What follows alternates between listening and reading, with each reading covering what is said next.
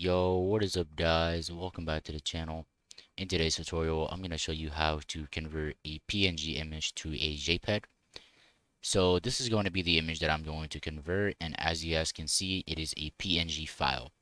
So to convert this is actually quite simple. All we need to do is to go to Chrome, and then inside of Chrome, we just need to type PNG to JPEG.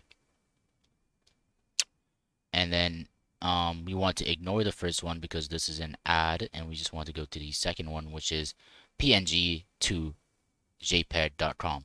And you want to click on this link, and then inside of this link we're going to be able to convert a PNG to a JPEG. So we need to hit upload files, go to the image location. For me, is going to be inside of my desktop and then YouTube folder, and then I'm going to have to double click onto the dog, and it's going to automatically convert the dog to a JPEG for me. And then once it's converted, you can hit download, or you can hit download all if you have multiple images.